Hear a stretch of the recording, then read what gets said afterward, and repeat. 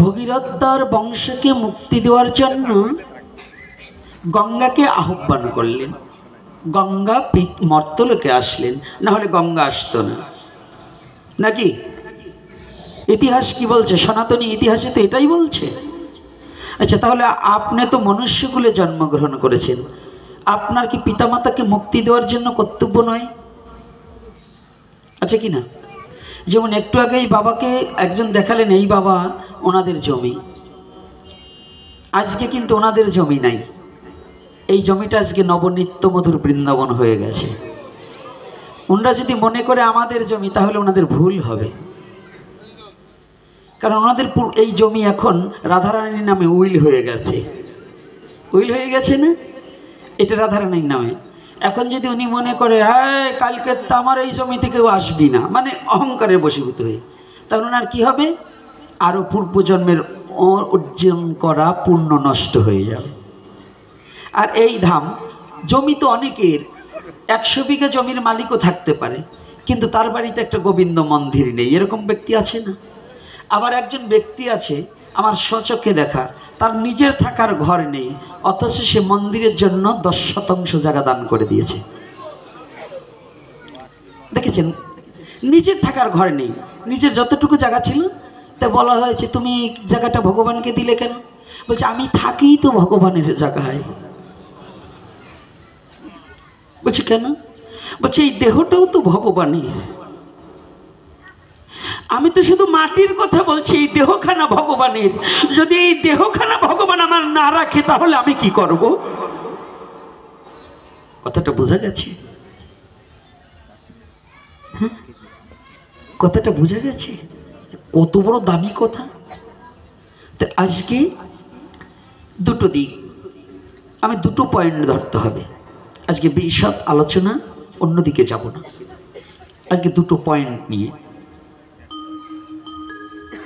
সনাতন ধর্মের ছেলেদের এবং সনাতন ধর্মের নরনারীদের কিছু জানা এবং বোঝার একান্ত প্রয়োজন আছে।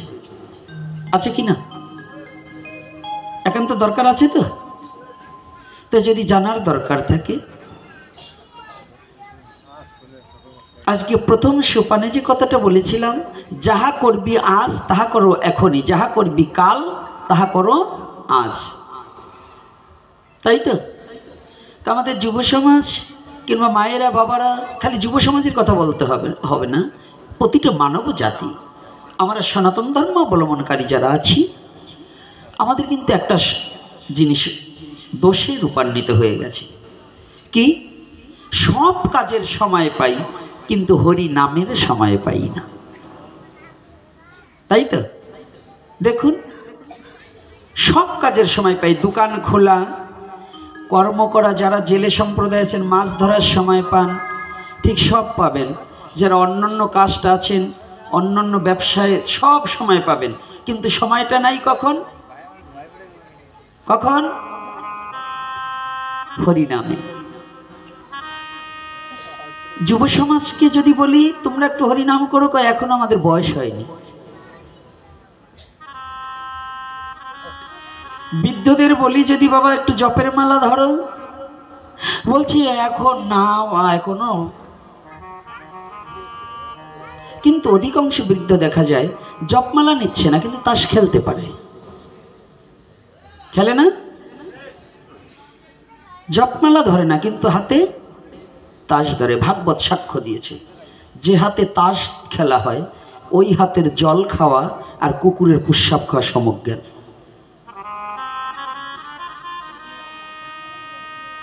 যারা তাস জুয়ো খেলে, এই যে যুবক ছেলেরা, তোমাদের হাতের জল খেতেও এখন ভয় পাই। তাস খালি ওই কার্ড খেলা না, এখন মোবাইলেও তাস খেলা যায়, যায় না? যারা এই নেশায় যুক্ত, যে ছেলেরা এই যে আসছো না, যারা ফোনের মধ্য দিয়ে যারা নেশায় যুক্ত আছো, গেমস খেলায়, এই গেমসও কিন্তু পাশা খেলার নেয়। গেমসে কতজন ঘর বাড়ি হারা হয়ে গেছে, জীবন নাশ হয়ে গেছে। ওইটাকে কি খেলা বলে? আইপিএল খেলা খেলে আমারই এক শিষ্য, সেটাও এখন ঘর বাড়ি ছেড়ে পালাইছে, কোন দেশে আছে আমিও জানি না। অনেকবার অনুরোধ করেছিলাম, বাবা তুই এটা করিস না, টাকার লোভ তো, শাখার কনকনি টাকার ঝনঝনি, এই দুইটা লোভ সামলানো বড় কষ্ট। অর্থাৎ নারীর লোভ আর টাকার লোভ, এই দুইটা যদি আপনি সামলাতে পারেন তাহলে আপনি মহাপুরুষ কম না। কথাটা খেয়াল করবেন, টাকার ঝনঝনি আর শাখার কনকনি, নারী লোভ আর টাকার লোভ, এই দুইটা যাদের প্রগাঢ় আছে তারা আকাশ দিয়ে উড়িয়ে গেলেও জানবে তারা ভণ্ড, ওদের মধ্যে কিন্তু কৃষ্ণ প্রেম জাগ্রত হয় নাই। আমার কথায় কষ্ট পাচ্ছেন না কি গো? হ্যাঁ, এর মধ্যে আজকে একটা ভুলের মধ্যে আমাদের এইটাকে দূরীভূত করতে হবে। এই কার্ডে কখনো রাধা কৃষ্ণের ছবি, নিতাই গৌরের ছবি এখন একটা বন্ধ করুন দেওয়া। কালেকশনের কার্ডে কখনো নিতাই গৌর রাধা কৃষ্ণ এই বিগ্রহ দেবেন না। কেন দেবেন না? আমার নিজে চোখে দেখা, এক জায়গা পুষ্যাপ করতে গেছি, সেই পুষ্যাপখানার পাশে দেখি কি ওই হয়তো দোকানে কালেকশনে করতে করতে এক পাজা দিয়েছে, ওই পাজা ধরে নিয়ে ওইখানে ফেলাইছে। কথাটা ভালো করে বুঝবেন। বাংলাদেশে বসবাস করছেন আমাদের এখন বর্তমান প্রধানমন্ত্রী, মাননীয় প্রধানমন্ত্রী শেখ হাসিনা, বঙ্গবন্ধু কন্যা। তাকে হাতে না পেলেও যদি তার কুশপুত্তলিকা কিংবা তার যদি ছবি কেউ বাজার ঘাটে পোড়ায়, যদি ঠান্ডা মস্তিষ্কে থাকে, যারা ওই দল করে, আওয়ামী লীগের লোক ওইখানে থাকে, তারা কি বানান না দিয়ে ছাড়বে নাকি? এই ছাড়বে? পারলে একেবারে ধর থেকে গলা নামিয়ে দেবে। তো যদি এক রাষ্ট্র শাসন করে আমাদের শেখ হাসিনা, তিনি যদি একটা রাষ্ট্র শুধু এতটুকু একটু বাংলাদেশ এইটা শাসন করে, তার যদি এত পাওয়ার হয়, তার ছবিটাকে যদি জনসম্মুখে যদি দাহন করা হয় কিংবা তাকে অমর্যাদা করা হয়, যদি তাকে ছেড়চ্ছেদ করা হয় এবং তার রাজদ্রোহী মামলায় তার হাজত খাটতে হবে কি না? রাজদ্রোহী মামলায় তার হাজত খাটতে হবে না? হ্যাঁ, তাহলে ভগবানের ছবিকে যারা এই যে অমর্যাদা করেন, তাহলে আপনার কতকাল নরকবাস করতে হবে বুঝছেন? কি কষ্ট পাচ্ছেন নাকি কথাটা? এটাও তো রাজদ্রোহী হয়, রাষ্ট্রদ্রোহী এবং রাজদ্রোহী হয়, তাই না? তাহলে ও খাতিরে যদি রাজদ্রোহী মামলা হয়, আমার ভগবানের পিকচারটারে যারা অমর্যাদা করছেন তাদের কি মামলা হওয়া উচিত না? তাদের মামলাটা কোথায় হবে? তাদের মামলাটা ভগবানের আদালতে হবে। ওদের নরক যন্ত্রণা ভোগ করতে হবে। যে তোরা তো জানিস যে আমি কে, আমার প্রতিচ্ছবি যখন অঙ্কিত করেছিস, ওই প্রতিচ্ছবিটাকে তোরা এত অমর্যাদা করেছিস, এজন্য তোদের শাস্তি ভোগ করতেই হবে। এজন্য সর্বসাধারণের জন্য আমি জানিয়ে যাই, ইউটিউবে যারা ভালো করে এইটুকু আবার কাইটো না, তোমাকে তো আবার কাটা ছাটার স্বভাব আছে, এই যা কাটো এইটুক কাইটো না, এইটুক সাইডে দিও, যেন এই ছবিতে রাধা গোবিন্দের পিকচার দেওয়া বন্ধ করে। রাধে রাধে, আগরবাতির কাঠে রাধা কৃষ্ণ দেওয়া দিচ্ছে না, এগুলো সম্পূর্ণ অবৈধ। এইটার বিরুদ্ধে আপনারা সবাই একটু সোচ্চার হন। এই একটা দিয়ে গেলাম একটু বলার জন্য, আর কথাগুলো এইবার আসুক দেখি গৌরহরি কি বলায়। তো এইবার প্রথম হচ্ছে, যাহা করিবি আজ তাহারা করো এখনই। সময় আমাদের জন্য আছে কি নাই? আছে, সময় নেই। তো একটু আগে বললাম ভগীরথ গঙ্গাকে আহ্বান করেছিলেন। কেন করেছিলেন? তার মুক্তির জন্য না তার বংশ মুক্তির জন্য? কি কথা বলতে হবে, আমার কাছে আসলে পরে মুখ বুঝে বন্ধ করে থাকা যাবে না, কথা বলতে হবে। বংশের মুক্তির জন্য। আজকে একটা ছোট্ট ছেলে ঘরের ভিতর ডাক দিয়ে আমায় বলে, বাবা কি তা আমরা পশুর গায়ের থেকেই তো দুগ্ধ আসে, সেটা আবার নিরামিষ হয় কি করে? এমন প্রশ্ন করছে দান, ওরে যে কি উত্তর দেবো তা বুঝি না, কেন আমিও বুঝি না। তবে উত্তর দেওয়ানি একটু পরে পরে, এই প্রশ্নের উত্তর যে তোমার দেব না তাও বাইব না।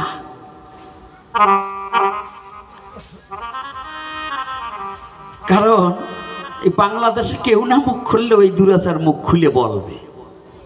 তবে একটু ধৈর্য ধরো, আগে এই যে শুভ কার্যং অতি শীঘ্রং অশুভ কার্যম কালহরণম, এর উপর একটু রামায়ণ থেকে একটু লীলারস আস্বাদন কর। কেন প্রয়োজন, কি প্রয়োজন? এই যে যুব সমাজ, যতটা আমরা মোবাইলে আসক্তি, যতটা অন্যায় কর্মে আসক্তি আছি, ততটা ভগবত ভজন করলে, যেমন গতকাল যে একটা দিন গেল, কি দিন? সরস্বতী পুজো। আর একটা দিন গেছে,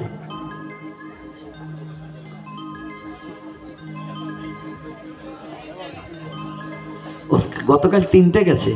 বসন্তের আগমন, ভালোবাসা দিবস, আর সরস্বতী পুজো।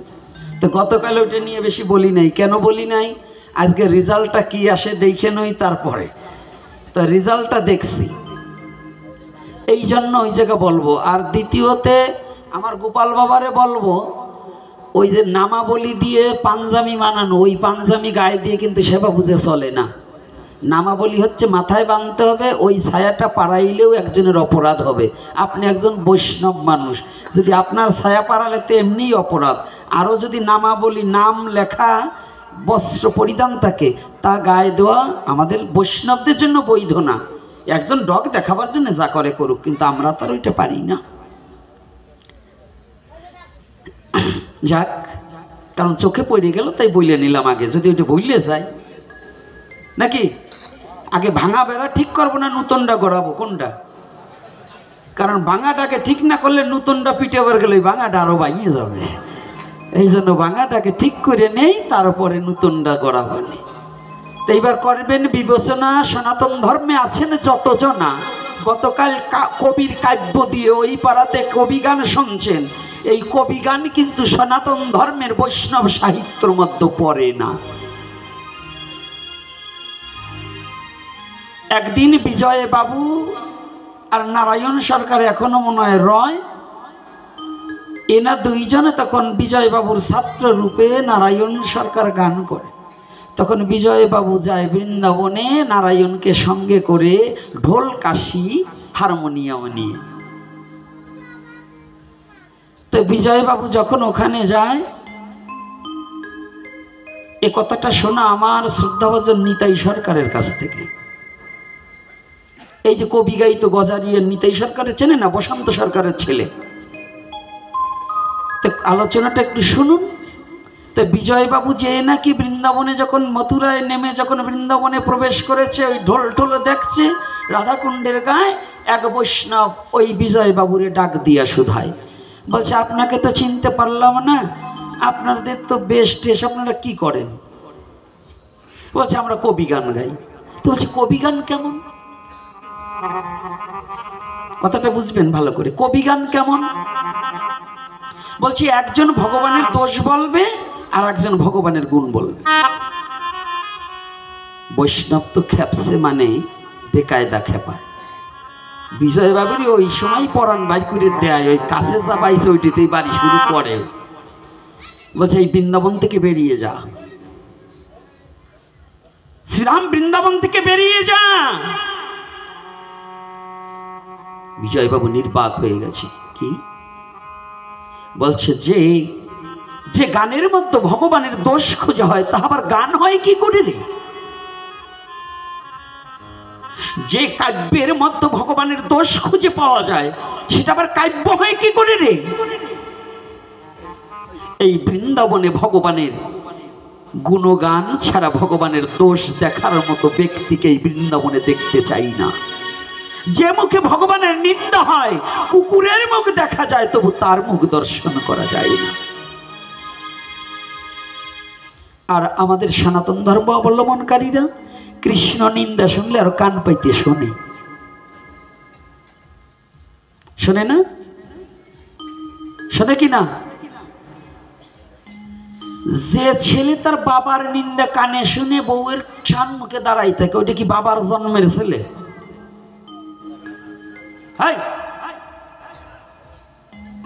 পৃথিবীতে পিতৃনিন্দা, মাতৃনিন্দা, গ্রাম্য নিন্দা, কৃষ্ণ নিন্দা, কৃষ্ণ নামের নিন্দা, গীতা ভাগবতের নিন্দা যাহারা শ্রবণ করিয়া প্রতিবাদ না করে, জানবে ওটা ওর বাবার জন্মের না।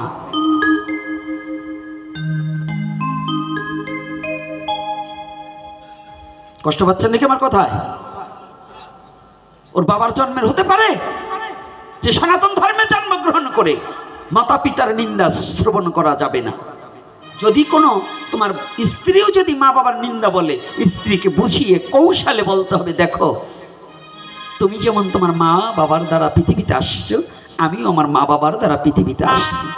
হয়তো বাবা ভ্রমবশত তোমাকে একটা কথা বলছে, আমি আমার বাবাকে তো আমি কিছু বলতে পারি না, শাসন করতে পারি না, মাকে তো শাসন করতে পারি না। দেখো তুমি তো আমার অর্ধাঙ্গিনী, তুমি তো আমার সহধর্মিনী। তুমি একটা কাজ করো, তুমি মনে কিছু করো না। সঠিক পুরুষের নিয়ম হচ্ছে স্ত্রীকে কাছে ডেকে ভালোবেসে বুকে জড়িয়ে ধরে বলবে, দেখো আমি তো তোমাকে খারাপ দেখি না। হয়তো মা একটা কথা বলছে, তুমি আজ থেকে কোনোদিন আমার মা বাবার নিন্দাটা আমার কাছে করো না। যদি জ্ঞানী নারী হয় সেদিন থেকে শুধরিয়ে যাবে, আর কোনোদিন স্বামীর কাছে তার মা বাবার নিন্দা কোনোদিন করবে না। তাই তো মা, একটা বিড়াল একটা পশুকে যদি পশু মানানো যায়, একটা নারীকে কি পশু মানানো যাবে না? যায় কি না? বনের বাঘকে যদি পশু মানানো যায়, উড়ে যাওয়া একটা পাখিকে যদি পোষ মানানো যায়, একটা মানুষকে কি পোষ মানানো যায় না? পোষ মানে না? মানে কি করে মানে? আমি তো দূরের কথা, আমার মতো নরকের কীটের আর কি যোগ্যতা আছে? আপনারা হাজার হাজার লোক বসে থাকেন, একটু ভগবানের কথা শ্রবণ করবার জন্য কত নীরবতা পালন করেন, তাহলে হরি নামে বশ হয় না? হয় না? হয়ে যায়। তাহলে এতটুকু শ্রবণ করে আমাদের সনাতন ধর্মের কৃষ্ণ নিন্দা করেনি কখনো শ্রবণ করা যাবে না? যাবে না। মনে আছে তো? এই যুবক বাবারা, কি কি নিন্দা শোনা যাবে না মনে আছে? মাতৃনিন্দা, পিতৃনিন্দা মানে মা বাবার নিন্দা, গ্রাম্য নিন্দা, আর কি ভগবান কৃষ্ণ নিন্দা, হ্যাঁ কৃষ্ণ নামের নিন্দা, গীতা ভাগবতের নিন্দা, আর গুরু নিন্দা। সাবধান, এগুলো কিন্তু শ্রবণ করা যাবে না। তো আজকে শুভ কার্যম অতি শীঘ্রম অশুভ কার্যম কালহরণম। আমাদের সময় কিন্তু হাতে বেশি নেই, যে কাজটা আমাদের একান্ত করণীয় কোথায় বলে দিয়েছেন, কে বলে দিয়েছেন, শিখার অনেক কিছু আছে।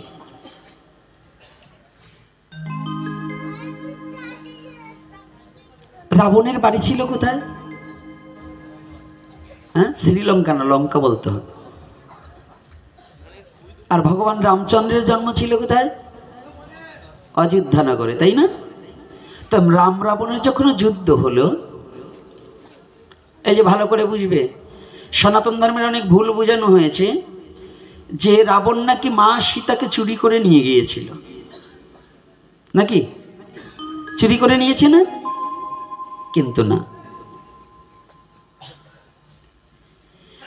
রাবণ ছিলেন ব্রাহ্মণ কুলের মধ্যে শ্রেষ্ঠ। ত্রিসন্ধ্যা গায়ত্রী জপকারী যদি কোনো ব্যক্তি থাকে তাহলে রাবণের চেয়ে পৌলস্ত্য মুনিও ছিল না। তৎকালীন সময়ে পৌলস্ত্য মুনিও জীবিত ছিল।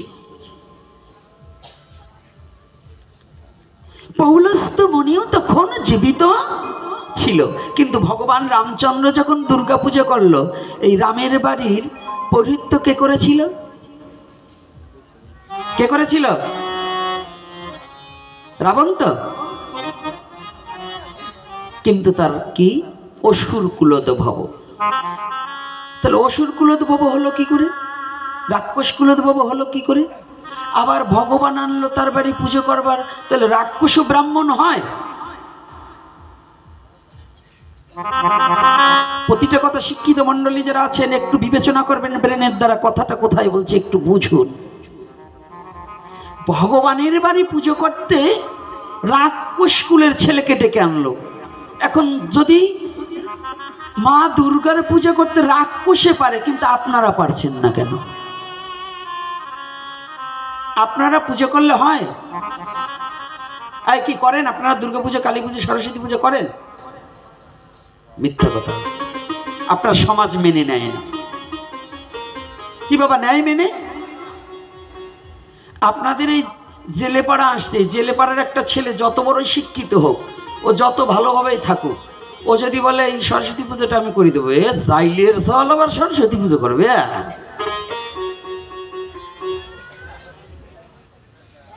কি বলবে কি না? বলে কি না? আচ্ছা, এখন আপনাদের এই রামায়ণের এইটা মুছিয়ে দেবেন কেমনে, তাই আগে আমার বলবেন। এই যারা বলেন যে জাইলের ছেলে বা সরস্বতী পুজো করবে, এই আমার কাছে একটু বলে দেবেন যে এই রাবণ কি করে ভগবান রামচন্দ্রের বাড়ি দুর্গাপূজা করলো? এটা কি আমার কথা না শাস্ত্রের কথা? আমি মিথ্যা বলছি? তাহলে ভগবানের বাড়ির পুজো যদি রাক্ষস হয়ে করতে পারে, এখানে বুঝিয়ে দিলেন ভক্তি ভরে ডাকলে পরে যার আচার নিষ্ঠা শুদ্ধতা, যার আহ্নিক শুদ্ধতা রয়, সে জন্ম যে কুলেই হোক না কেন, ভগবানের চরণে পুষ্পাঞ্জলি দিতে তার কোনো বাধা আছে কি নাই? আছে না নাই? একটু জোরে বললেন, পাওয়ার কমিয়ে গেছে নাকি? ব্যাটারি ফিউজ হয়ে গেছে নাকি? কথা বলেন না কেন? ব্যাটারি ফিউজ করা কথা হইলে সনাতন ধর্মে থাকতে পারবে না। বিড়ালের বাচ্চার মতো না, বাঘ সিংহরবে হুঙ্কার করে উঠতে হবে। বিড়ালের বাচ্চার মতো মিউ মিউ করবে না আমার পাঠে এসে, তা হবে না। সিংহরবে গরম হতে হবে। ভেবেছেন কি? এইখান থেকে একটু শুরু করি, তারপরে যাবা নেই। আজকে রাজ্যে কয়টা বাজে কি? মকসিদপুরের তো আসছে কয় বাবা? দেখি তো একটু হাত দেখি, কোনজন কোনজন আসছে। বুড়ো কয়টা আসে নাই রে, জীবন কয়টাই আইছে। যে কয়টা লোভ আছে, এত কষ্ট করে দেখুন সেই মকসিদপুরেতে আসছে, সেই উজানি থেকে আসছে। উজানি থেকে আসছে, হ্যাঁ আসছে। আচ্ছা, টেকেরহাট থেকে অতটুকু বাচ্চা দেখুন, ওই যে আমার গতকালকে যার কথা বলছি, ওই যে লাইটের মতো তাকিয়ে আছে। বোয়ালমারি তো আপনাদের কাছে, টেকেরহাট আরো দূরে। কি বাবা? তাহলে সেখান থেকে যদি হরিকথা শ্রবণ করতে আসতে পারে, অথচ দেখবেন এই ঘরের পাশে দেখেন কতটাই মোবাইল চাপতিছে, ওরা আসতেছে না।